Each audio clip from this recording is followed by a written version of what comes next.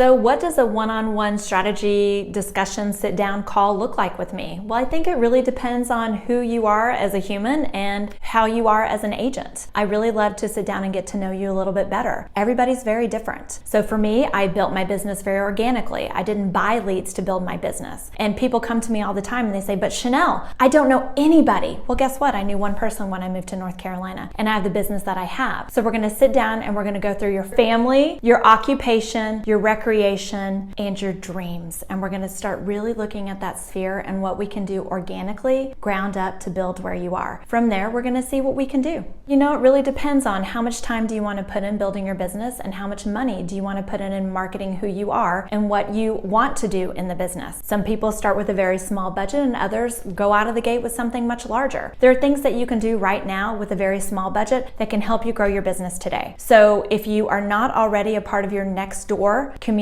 in your neighborhood or in your area, I want you to sign up immediately. When you do go into your next door community, I want you to make sure that your bio is actually updated. When you start sharing who you are and what you do, people are going to go to your bio. People are going to start Googling you and figuring out who you are. Make sure you got all your P's and Q's in place, because the worst thing is if you're like, I am the expert, I do this, I do that. They go into your bio and it says nothing about where you work, what you do, or where they can find you. So that's number one out of the gate what you can do. Same thing with Facebook community groups. You can join all sorts of Facebook community groups or start doing smaller Facebook ads to start growing your business organically. That doesn't cost anything for you to do. And if it does, it's just a few dollars. I mean, you don't need that Starbucks every day, right? I also highly recommend that you get your social media in place. Everybody knows about Facebook. You all are really starting to get into Instagram. You're starting to get into Twitter. What about TikTok? What about LinkedIn?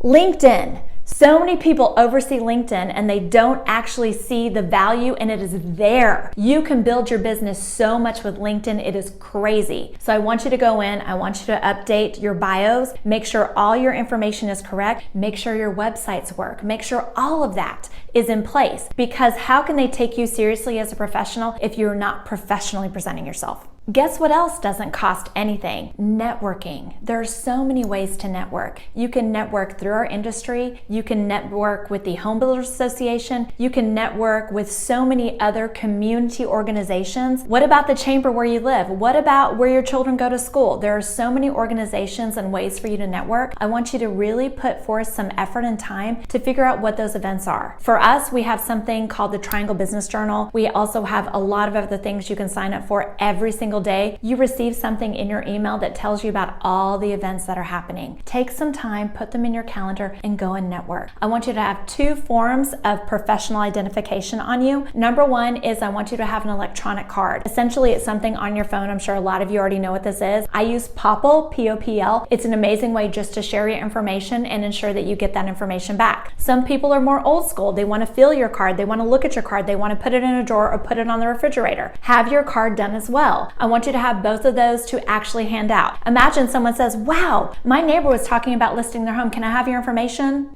Well, I don't have it on me. Okay, really? Take yourself seriously. Now we have a medium-sized marketing budget to work with. What should I do, Chanel? Well, all of the above that I've already mentioned if you have a smaller budget, and now we can have a little fun. Something I started doing when I had a little more money to work with is I started sponsoring the sports teams of my boys. If you don't have children or your kids aren't involved in sports, I'm telling you, so many of these organizations are looking for sponsors. How fun is it to see your name or your company's name on the back of a jersey? It just feeds my heart to be able to see that and know that that is going towards supporting that team. But more so, it is literally going on every single field around. So you get so much wear out of that. It is amazing. It really allows your marketing budget to go a lot further. HomeBot. If you have no idea what HomeBot is, DM me and I'll share a little bit more about what that is. Pop buys.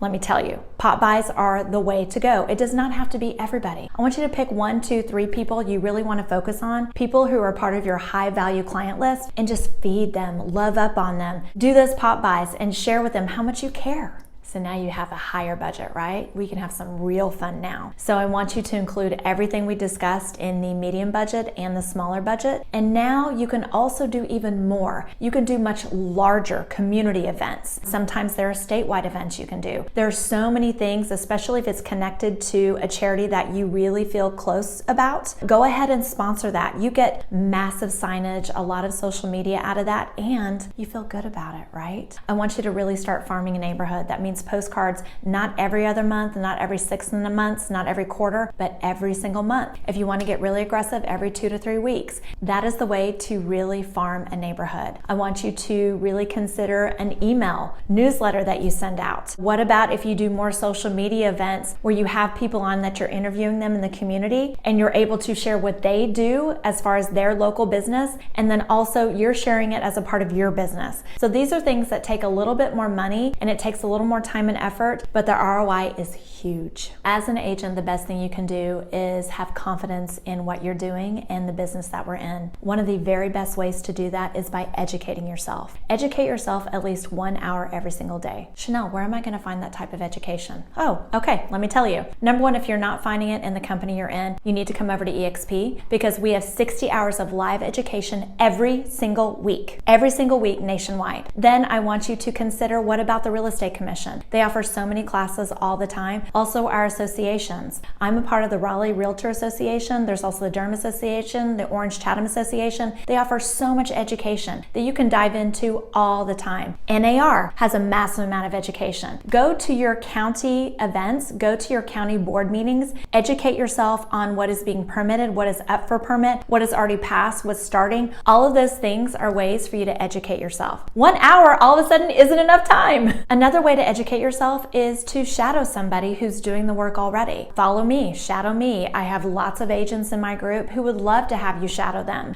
That's what we're here for, is to help you. And by shadowing others, that's how you learn how to do it. It's awesome to, of course, take pre-licensing and post-licensing, but you don't know until you do. So the best way to do that is to really shadow somebody who is doing it day in and day out, and that's how you learn. I also want you to go in and book homes that are especially vacant that you can just walk into. Learn about these homes. Learn about the residential property disclosure. Another great way to learn is by going along with a home inspector when they are actually doing a home inspection for due diligence. Holy smokes. You want to make the best out of those 3 or 4 hours. You will learn more in those 3 or 4 hours than I can teach you in a year, guaranteed. So I know I've shared a lot of information and it's a lot to take in, but the best way to really hone in on how to really make you the best version of yourself is by reaching out to me. So please go to my Calendly link, find some time that works for you, and let's dig in how to make you your best self.